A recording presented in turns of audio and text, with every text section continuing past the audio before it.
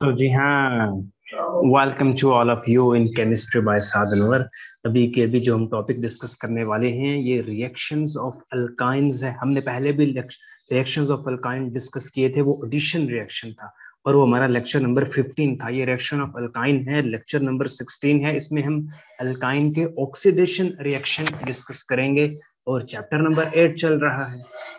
ठीक, तो यहाँ बड़ी इंपॉर्टेंट मैं एक बात आपके साथ शेयर करने वाला हूँ और वो इम्पोर्टेंट बात ये है कि भैया जी, आपकी जो चैप्टर नंबर 8 है उसकी जो एक्सरसाइज का क्वेश्चन नंबर 23 है उसका जो पार्ट ए है, how will you synthesize following compound starting from ethyne, उसमें जो पार्ट 4 है ग्लाइऑक्सल, यानी हमने इथाइन से ग्लाइऑक्सल बनाना है, इथाइन से ग्लाइऑक्सल बनाना है। एक्सरसाइज का क्वेश्चन नंबर 23 ये पूछ रहा है कि आप ग्लाइऑक्सल को इथाइन से कैसे बनाओगे, तो उसका ये आंसर भी है ऑक्सीडेशन रिएक्शन। ये देखिएगा, सिंपल, हमने इथाइन लिया है, इथाइन लेकर इसका वाटर के साथ रिएक्शन करवाएं और ये ऑक्सीडेशन रिएक्शन है तो ऑक्सीजन ऐड करेंगे in the presence of KMnO4।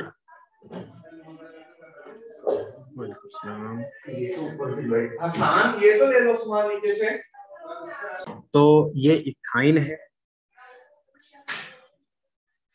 Ethyne में ऑक्सीजन ऐड करनी है, ऑक्सीडेशन रिएक्शन है in the presence of water और कैटलिस्ट इसमें KMnO4 है, पोटेशियम पर मैंगनेट है।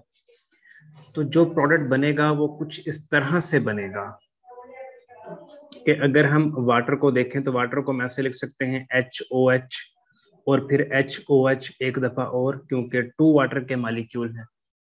तो इथाइन को ऐसे लिख दें, अभी सिंगल बॉन्ड डाल दें।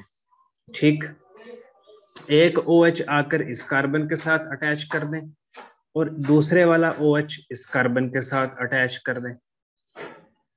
अब ये वाला H और ये वाला O यानी कि OH इस कार्बन के साथ अटैच कर दें, फिर ये वाला O क्योंकि 2 ऑक्सीजन के एटम और ये वाला H इस कार्बन के साथ अटैच कर दें, तो ये एक चीज बन गई है।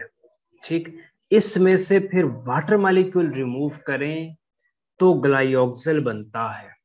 अब आगे देखना, आगे जरा कुछ जगह कम है तो मैं यहाँ पर लिख देता हूँ 2 वाटर मॉलिक्यूल रिमूव करने हैं। कितने वाटर मॉलिक्यूल रिमूव करने हैं? 2 वाटर मॉलिक्यूल कैसे रिमूव करने हैं, ये बड़े समझने की बात है भैया। यहां से OH निकाल दो, ये H निकाल दो, तो एक वाटर मॉलिक्यूल रिमूव हो जाएगा। ये OH निकाल दो, ये H निकाल दो, तो दूसरा वाटर मॉलिक्यूल रिमूव हो जाएगा।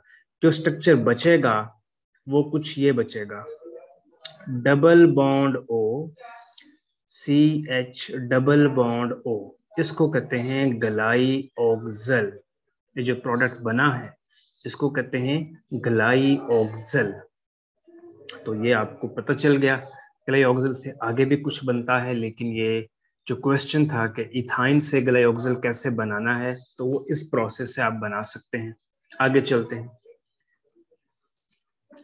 अब ये जो ग्लाइऑक्सल हमने बनाया है, ये वाला ग्लाइऑक्सल मैंने दोबारा लिख दिया है।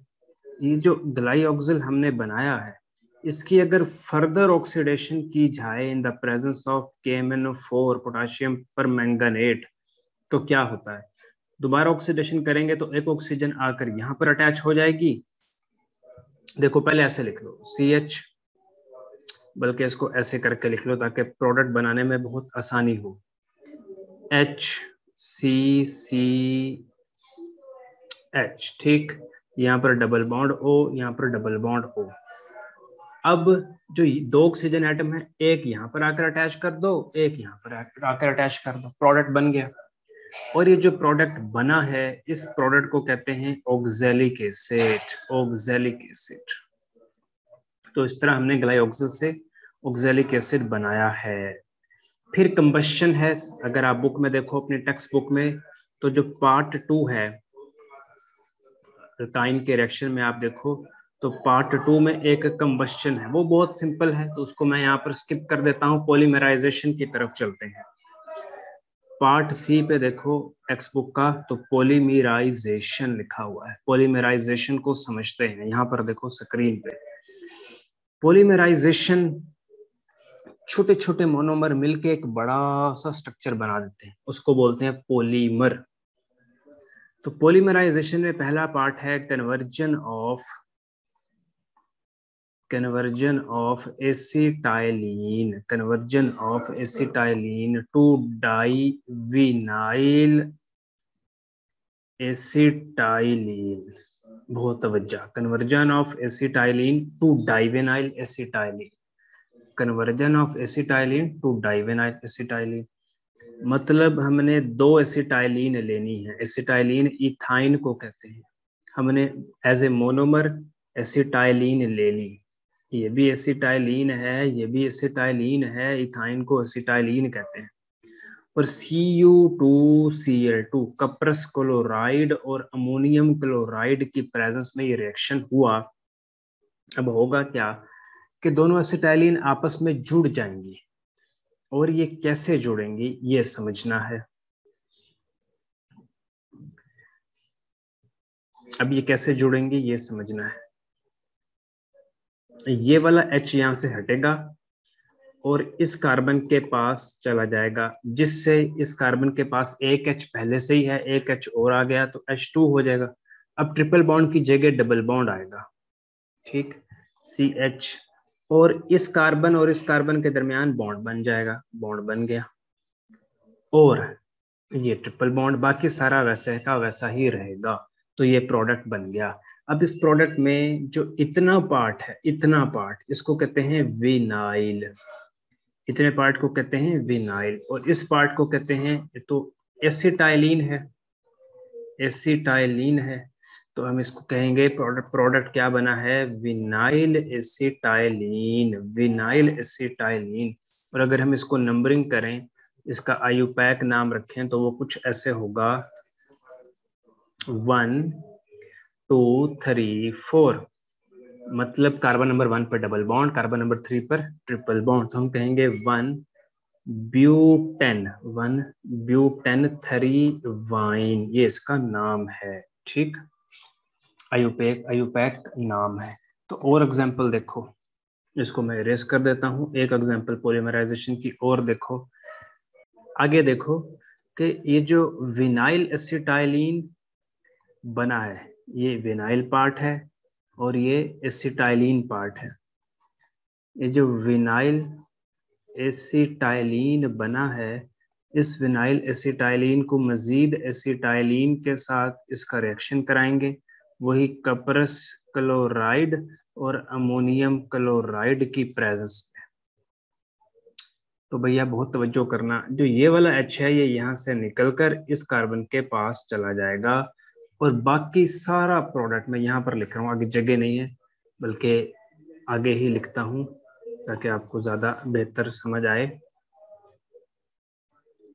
ये सारे का सारा एज इट इज एज आएगा, H2C double bond CH single bond C triple bond C, क्योंकि H तो चला गया, इस कार्बन और ये वाली कार्बन आपस में जुड़ जाएगी, ठीक, HC डबल बॉन्ड CH2, जगह थोड़ी कम हो गई है, दोबारा यहाँ पर देखो, H2C double bond CH single bond C triple bond C, ये वाला H तो चला गया, इसके साथ HC डबल बॉन्ड CH2, क्योंकि ये H यहाँ पर चला गया है तो CH2, तो ये प्रोडक्ट बन जाएगा। अब इस प्रोडक्ट का नाम रखें, इस पार्ट को भी विनाइल कहते हैं, इस पार्ट को भी विनाइल कहते हैं। तो कितने विनाइल हो गए, डाई विनाइल एसिटाइलिन,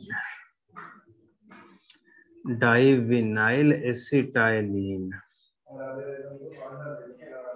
1 2 3 4 5 6।